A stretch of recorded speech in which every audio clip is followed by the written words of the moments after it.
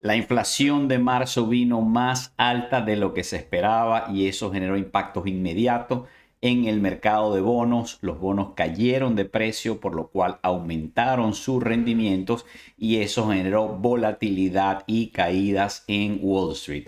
Amigos, es miércoles 10 de abril, 7:30 p.m. y vamos a revisar lo que está ocurriendo en los mercados. Comenzamos aquí, dice el economista: preocupante aceleración de la inflación en Estados Unidos. El IPC, el índice de precios al consumidor, escala al 3,5% y las lecturas mensuales siguen disparadas.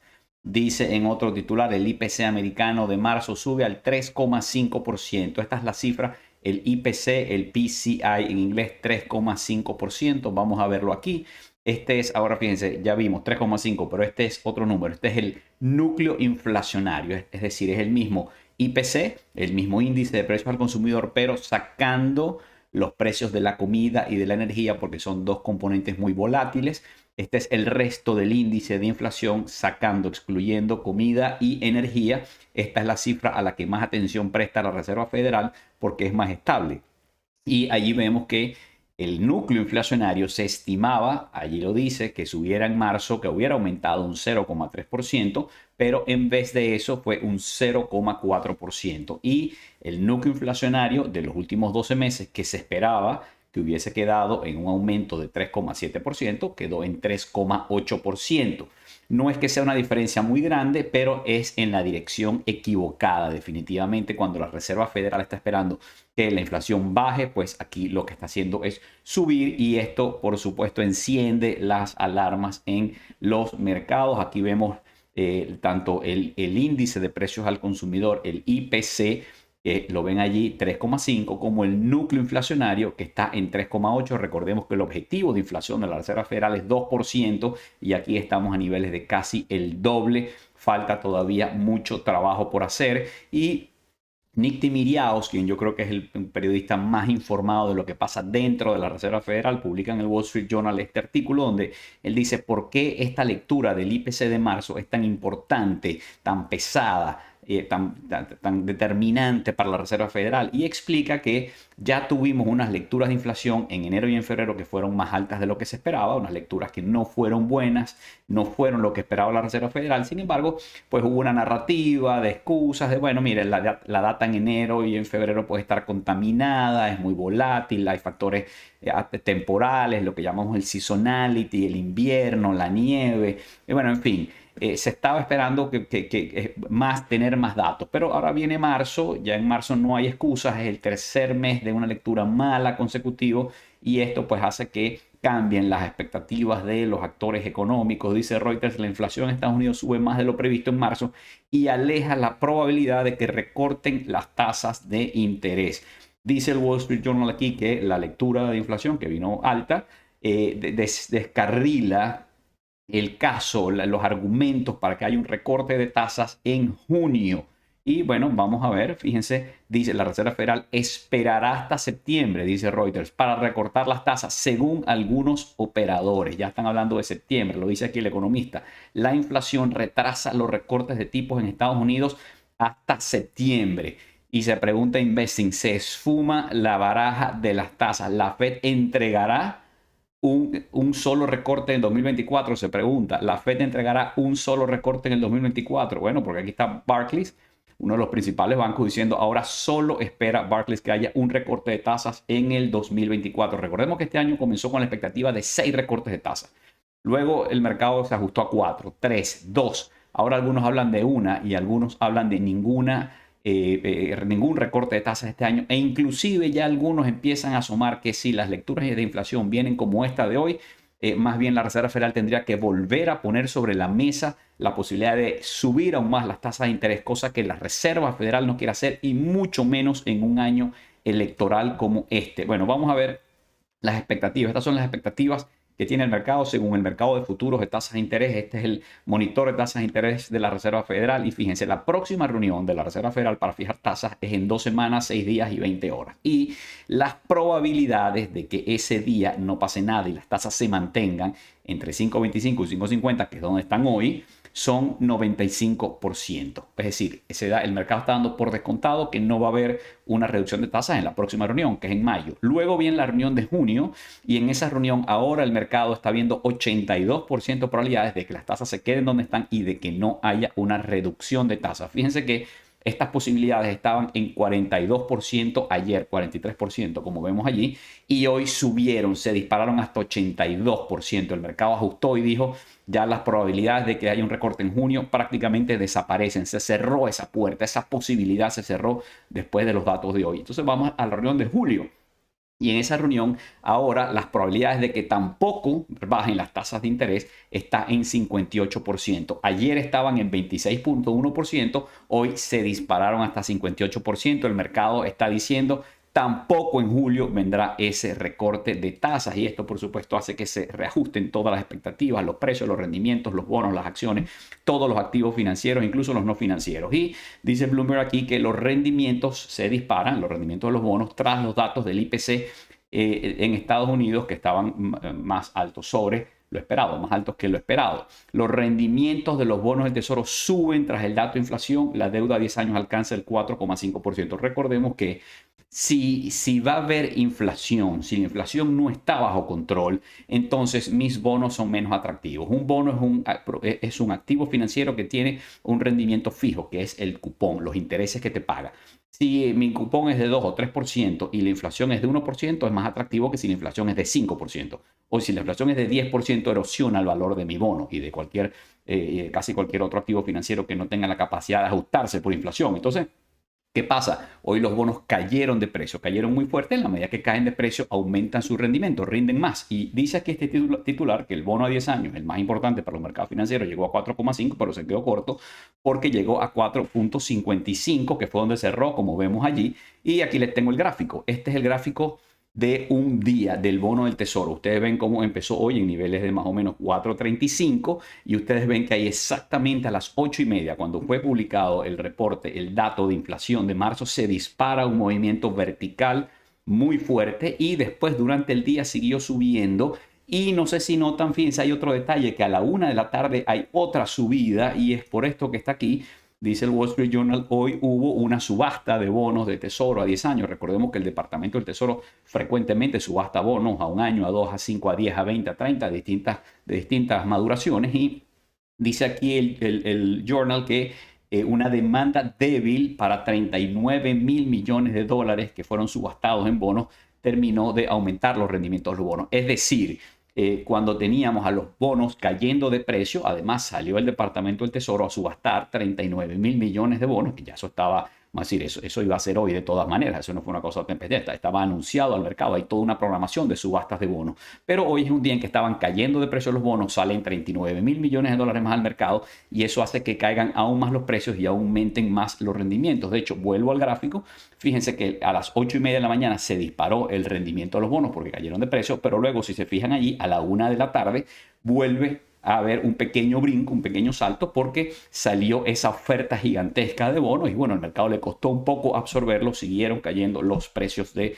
los bonos. Y el otro bono que estuvo hoy muy volátil fue el bono del Tesoro a 2 años. Recordemos que este es el bono que reacciona con mayor fuerza a las expectativas de tasas de corto plazo, las que fija la Reserva Federal. Recordemos que la tasa de fondos federales, que es la que fija la Reserva Federal, es una tasa overnight, es una tasa cortísima. No es de 1 año, no es de 30 años, no es de un mes, es una tasa de un día, es una tasa overnight. Pero esa es una tasa que hace un efecto cascada en las demás tasas de la economía y sobre todo el bono del Tesoro a 2 años es muy sensible a la política de corto plazo de la Reserva Federal y hoy subió 22 puntos básicos. Es una volatilidad increíble la que vimos hoy en el mercado de bonos. Atentos mañana porque yo creo que si algo puede afectar al mercado, no solamente el aumento de los rendimientos de los bonos, el aumento de las tasas de interés puede afectar al mercado accionario, sino la volatilidad de los rendimientos de los bonos. Y bueno, por supuesto hoy esto generó algún nerviosismo, hizo que el índice de miedo y codicia girara hacia el centro, hacia neutral.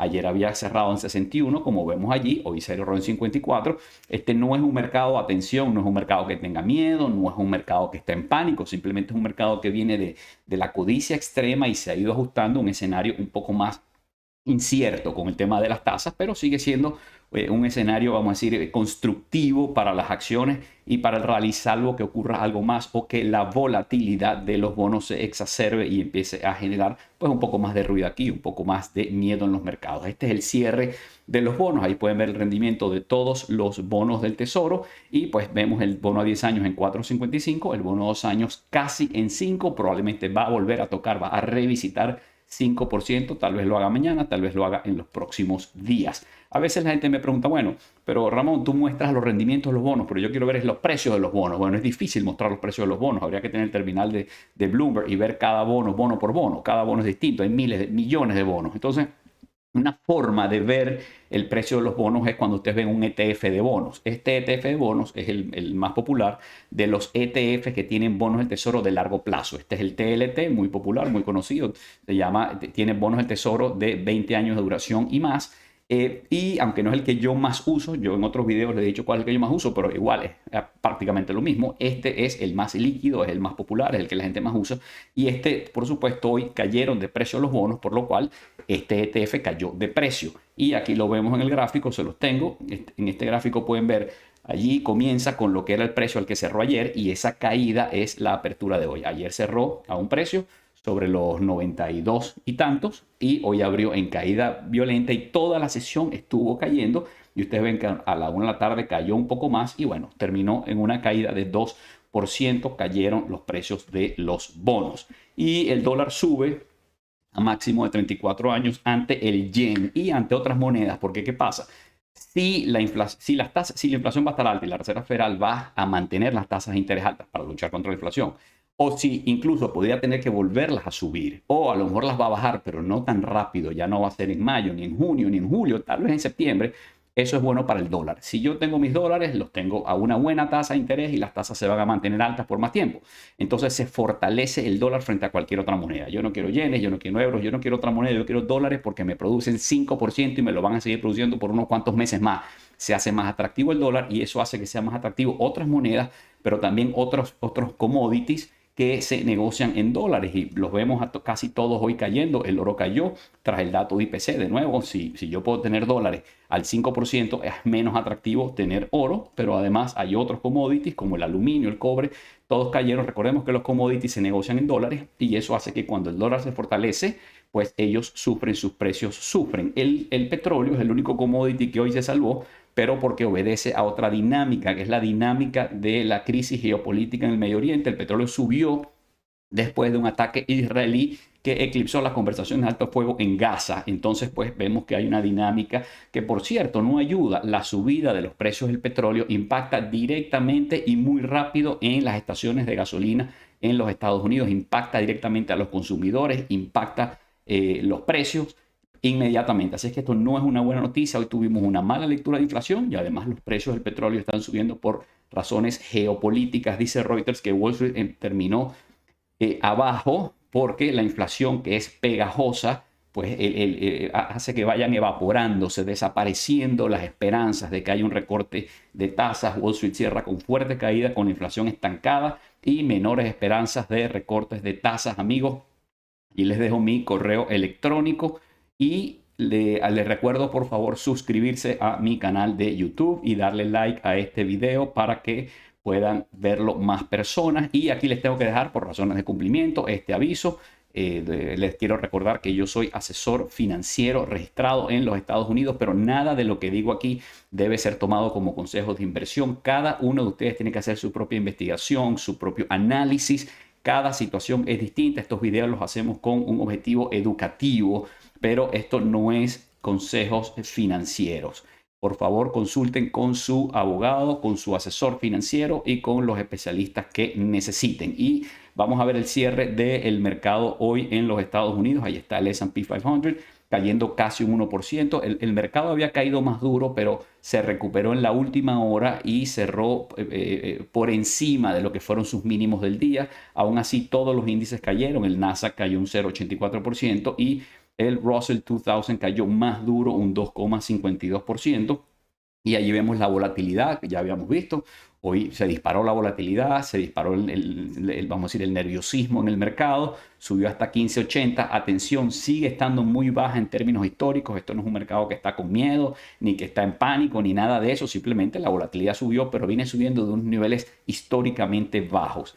El dólar se fortaleció, lo vemos ahí en 105.20 y el oro cayó. El petróleo ya vimos las razones por las que subió, mientras que el Bitcoin también está subiendo, pero está por debajo de 70.000. Y este es el mapa de calor. Ven mucho rojo, rojo por todas partes. Bueno, Nvidia hoy se salvó, dio la cara por las 7 magníficas. Meta también dio la cara por las grandes tecnológicas. Vemos un poco de verde allí a la derecha, en el medio, donde está energía, Exxon, Chevron, Conoco. Pues ya vimos que el petróleo subió y eso anima el precio de esas acciones. Y también allá arriba, donde dice Consumer Defensive, que son las empresas de bienes esenciales para los consumidores. Ahí está Walmart, ahí está Costco, ahí está Procter Gamble. Pues hoy hubo un salto hacia esas acciones, y es que los inversionistas están buscando refugio. Si van a venir tiempos difíciles, si va a haber inflación o si se va a acercar una recesión, pues vamos a invertir en negocios a los que de todas maneras les va a ir bien en esos ambientes, porque la gente va a seguir comprando en Walmart o en Costco,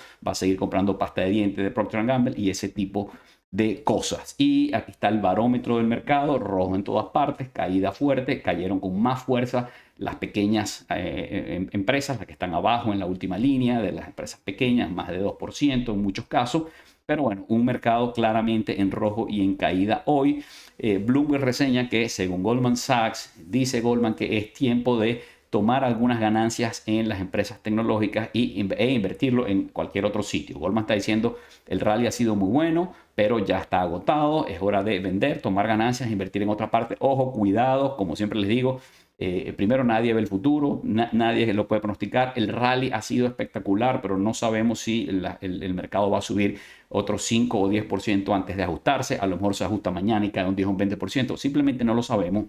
Esta es la opinión que da Goldman, pero esto puede ser útil, más o menos útil, dependiendo de la situación de cada inversionista. Pero también dice Goldman que elevó a 5% la previsión de crecimiento de China para el 2024, es decir, para este año. China ha sido una fuente de muy malas noticias durante meses, tal vez durante años. El mercado chino ha caído, es el de peor desempeño de los que nosotros monitoreamos en el último año o 2 años. Muchos de ustedes, lo sé porque cuando me llaman o me escriben, sé que muchos de ustedes tienen acciones de empresas chinas y están bajo agua. 10, 20, 50, 70, 80% abajo. Yo lo sé, es doloroso, pero bueno, pareciera que China de alguna manera tocó fondo. Goldman pareciera que aquí lo está ratificando. Dice que ahora ve a China crecer, pero por otra parte siguen llegando malas noticias a China, primero en el ámbito político siempre, porque en China hay un gobierno que no es democrático y de violación de derechos humanos, etcétera. Pero además hoy alguna de las agencias calificadoras de riesgo, creo que fue Fitch, pero no recuerdo, bajó la calificación crediticia de China. Siguen los problemas del sector inmobiliario. Entonces, bueno, China hay que siempre tener mucho cuidado. Puede haber oportunidades de inversión, pero tienen que estar conscientes de que no es un mercado desarrollado, no es el mercado norteamericano, y hay unos riesgos distintos geopolíticos y de todo tipo que hay que tener en cuenta. Y Bloomberg también dice que Meta se está negociando a descuento, a pesar del rally gigantesco que han tenido las Magnificent Seven, y especialmente Meta, que ha subido desde el fondo que tocó hace un año y medio. Yo les he hablado muchas veces de Meta, ha subido 400%, y sin embargo dice que a pesar de todo esto y de un rally que ha generado $1 trillón en capitalización de mercado para Meta, todavía está a buen precio. Bueno, yo no voy a hacer aquí una evaluación sobre eso. Meta es una tremenda empresa. Si está a buen precio o no, se lo dejo a cada uno de ustedes. A lo mejor me animo y hago un análisis un día de esto. Es una excelente empresa, pero todo está más o menos caro en el mercado. Pero bueno, el Bloomberg publica este reporte, este cuadrito aquí que se los comparto, donde básicamente dice, aquí están las 7 magníficas, y ahí está la relación precio-ganancias, el PE de los próximos 12 meses. Y como vemos, solo según este indicador, y recordemos que ningún indicador por sí solo nos dice mucho y ningún indicador es ideal, y por favor, hay gente que abusa del PE, del precio ganancia, y la verdad es que no deben hacerlo. Pero viendo el PE, es decir, el precio que tiene la acción hoy entre las ganancias proyectadas para los próximos 12 meses, Tesla está a 57 veces ganancias, Amazon está a 35, Nvidia a 33, Microsoft a 33, Apple a 25, Meta a 24 y Alphabet a 22. Meta y Alphabet serían las dos más baratas según este indicador y según lo que publica Bloomberg. De nuevo, en mi opinión, nada está barato. Estamos en un mercado donde después de un rally de 20, 30, 40%, no hay gangas en el mercado, no hay cosas muy baratas. Obviamente, si ustedes invierten su dinero, su capital en una empresa de buena calidad y lo dejan allí para largo plazo, 5, 10, 15, 20 años, les va a ir bien. Sin embargo, si las compran esas empresas maravillosas cuando están más baratas, como estaba Meta hace un año, que algunos la pudimos comprar en 150, en 120, en 100 e incluso en 90, bueno, pues mucho mejor para la inversión y es más fácil mantenerlas en el portafolio. Es más fácil mantener en el portafolio acciones que uno compró en un buen momento y a un buen precio que acciones que se compraron caras y que, bueno, también se pueden mantener, pero es un poco más doloroso. Hay que tener un poco más de capacidad de aguante y convicción en la empresa en la que invertiste tu dinero. Bueno, amigos, esta semana, mañana jueves, no esta semana, mañana jueves tenemos los jobless claims, es decir, mañana vamos a saber cuántas personas perdieron su trabajo la semana pasada y aplicaron para recibir un subsidio por desempleo. Esto es importante porque seguimos monitoreando el mercado laboral a ver si finalmente se enfría o si sigue fuerte. La Reserva Federal está esperando que se enfríe y definitivamente después de los datos de inflación de hoy, con mucha más razón, está esperando que se enfríe. Eso lo tenemos mañana a las 8:30. Y hoy tuvimos el CPI, el índice de precios al consumidor. Mañana tenemos el PPI, el índice de precios al productor. Así como el índice de precios al consumidor mide el precio que pagamos nosotros los consumidores por las cosas, bienes y servicios, el PPI mide el precio de los insumos, las materias básicas, todos los insumos que las empresas compran para producir bienes y servicios que luego venden en la economía abierta. Ese dato es mañana, también todos los ojos puestos sobre eso. Bueno, amigos, lo dejo hasta aquí. Espero que esto les haya sido útil y nos vemos pronto.